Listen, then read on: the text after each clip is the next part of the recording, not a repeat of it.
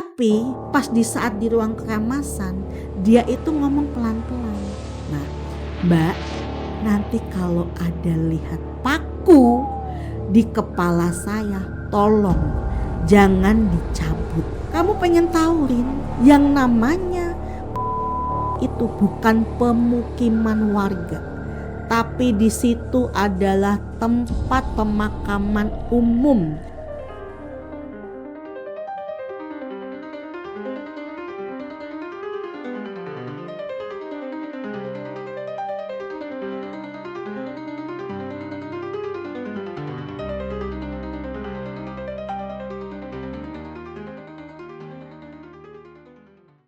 Halo teman-teman, assalamualaikum warahmatullahi wabarakatuh. Kembali lagi bersama Rina Widya di channel Mata Batin Rina. Gimana teman-teman kabarnya? Baik-baik saja. Semoga teman-teman tetap dalam lindungan Allah yang Maha Kuasa dan tetap dilimpahkan rezekinya. Amin ya rabbal alamin. Oke.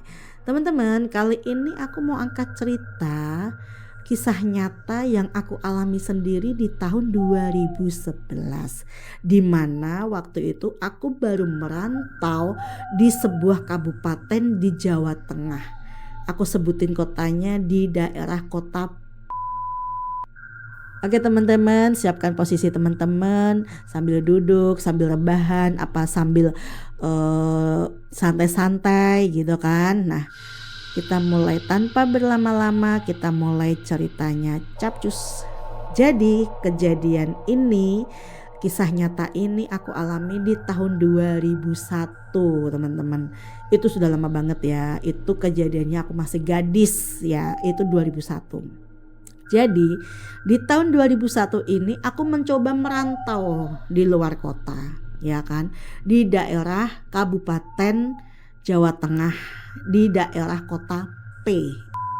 Nah, di sana itu masih dengan kondisi yang masih asri, masih tergolong pedesaan. Karena di sana itu istilahnya masih banyak warga di sana itu masih banyak yang mata pencariannya di sana itu berladang dan bersawah. Petani. Nah di sana itu banyak sekali pendatang yang istilahnya itu kayak mengadu nasib untuk kerja sebagai tenaga profesional di sana. Contohnya aku ini. Jadi aku waktu itu kerja di sebuah salon, keterima di daerah kota. Dan di sana itu aku dengan UMR di sana itu sangat kecil karena di sana masih pedesaan. Jadi mau nggak mau aku harus terima karena posisi aku juga masih baru dalam bidang itu. Nah, jadi waktu itu pas dapet tawaran dan interview sukses, aku dipanggil lah ke daerah kota itu. Di kabupaten sana aku bekerja di sebuah salon kecantikan dan di sana itu tuh masih tergolong di istilahnya itu bukan di bener-bener pedesaan yang sepi itu enggak. Ini masih ada transportasi umum itu lalu lalang di depan salon tersebut gitu. Nah, akhirnya karena di situ aku anak baru harus di training ya kan. Di training berulang-ulang sampai benar-benar aku bisa menguasai pekerjaan yang ada di salon itu. Nah, pas kebetulan hari itu tuh hari Minggu. Tahu sendiri ya, Sabtu dan Minggu itu hari yang paling melelahkan buat terapis salon. Karena apa? Karena di situ pasti banyak pelanggan, pengunjung yang pengen treatment di sana. Nah, dan waktu itu siang itu posisinya salon full rame. Sedangkan aku di situ itu ada 3 orang. Aku terapis capster 1 sama ownernya 1. Itu kita cuma bertiga doang ya.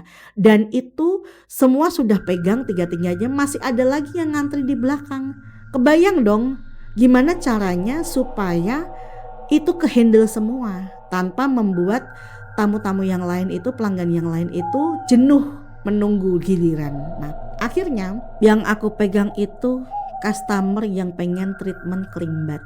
Tahu sendiri ya, kerimbat itu lama. Dari proses keramas, pengolesan krim, pemijatan, sampai dikeramas ulang, dikeringkan, sampai di blow. Nah itu memakan waktu paling enggak sekitar 2 jam. Nah sudah selesai treatment itu, baru selesai datanglah itu mbak-mbak giliran yang nomor 2. Aku tanya, aku menyapa, "Mbak, mau diapain?" Nah dia jawab, "Mbak, aku mau keriting ya." Oh oke. Jadi kita ke ruang keramasan dulu ya Mbak. Nah tapi pas di saat di ruang keramasan, dia itu ngomong pelan-pelan. Nah Mbak, nanti kalau ada lihat paku di kepala saya, tolong jangan dicabut.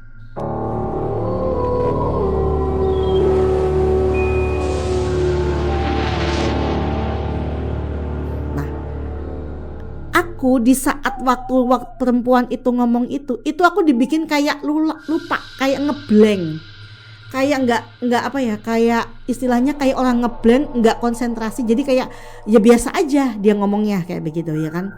Oh iya Mbak, kalau orang yang istilahnya yang sadar, loh kok ada paku begini, karena ini aku dibikin tidak sadar.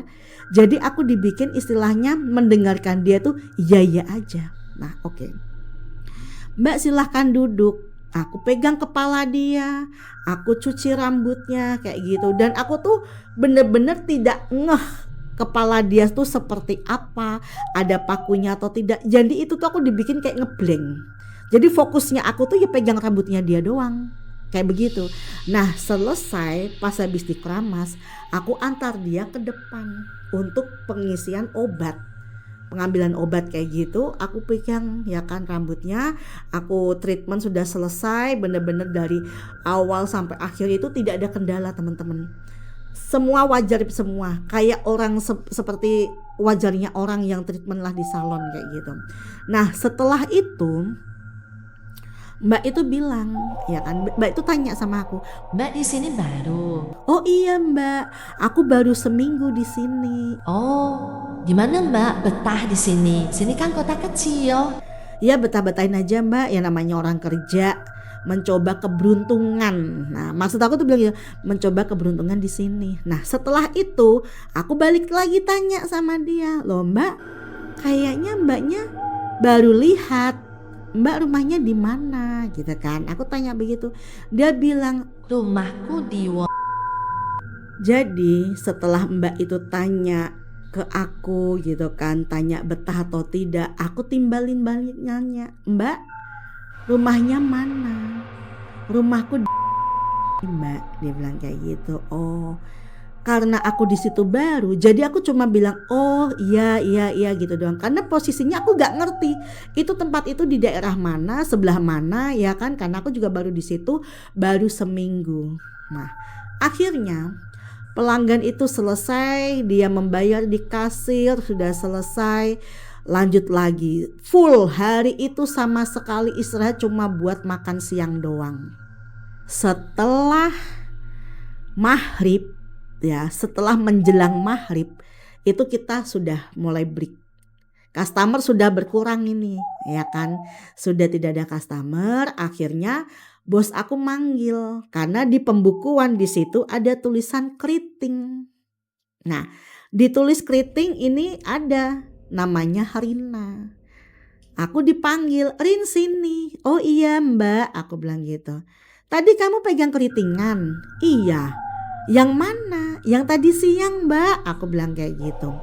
"Tadi siang jam berapa?" "Tadi pas salon rame, pas full itu loh Mbak. Aku sampai istilahnya gak sempat istirahat. Jadi gimana caranya supaya kepegang semua, customer gak ada yang pulang kecewa." Aku bilang gitu. "Oh iya oke," dia bilang gitu.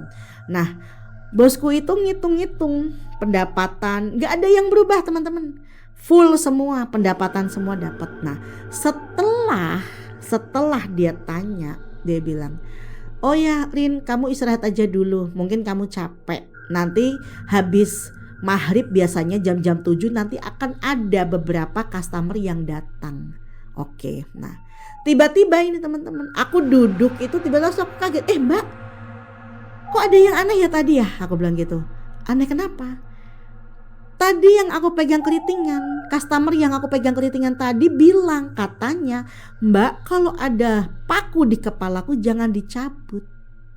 Nah itu spontan yang punya salon itu bilang, lu jangan ngaco Rin, dia bilang kayak gitu. Enggak Mbak, bener, orang dia bilang kok waktu di tempat keramasan, kalau lihat paku di kepalaku jangan dicabut ya Mbak. Tuh. Ini aku baru inget Mbak, karena tadi aku dibikin ngeblank. Nah udah, kamu tanya rumahnya di mana? Iya tadi aku tanya, rumahnya dia itu spontan teman-teman.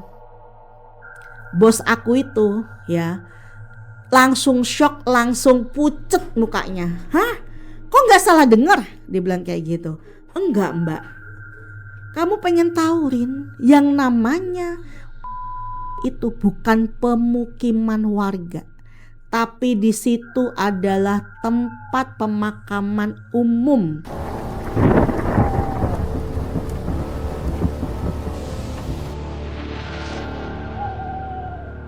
TPU. Dari situ teman-teman aku langsung duduk lemes sambil istighfar, ya Allah ujian apa lagi ini? Karena posisinya aku di situ baru seminggu kerja, masa udah dapat uji nyali begini ya kan? Gak mungkin aku mundur kerja. Ya udah, aku lanjut di situ sampai beberapa bulan kemudian dan orang itu tidak pernah muncul lagi di salon. Nah, jadi begini teman-teman. Kadang ada kalanya kalau kita dipertemukan sama makhluk jadi-jadian, itu kita dibikin ngeblank, dibikin tidak tidak berpikir. Jadi apa yang dia katakan kita cuma iya dan itu akan berlangsung beberapa jam dan dia baru merasakan ternyata ada yang ganjil. Nah, dari situ teman-teman, itu pengalaman benar-benar real, kenyataan yang aku alami. Jadi kalau seumpama ada kejadian yang sama seperti yang aku alami, mungkin teman-teman bisa komen atau DM ke aku. Nanti biar aku bisa bawain cerita, biar teman-teman yang lain bisa mendengarkan ceritanya. Jangan lupa like, komen, dan subscribe ya teman-teman, biar aku lebih semangat lagi buat menceritakan kisah-kisah horor di Mata Batin Rina. Assalamualaikum warahmatullahi wabarakatuh.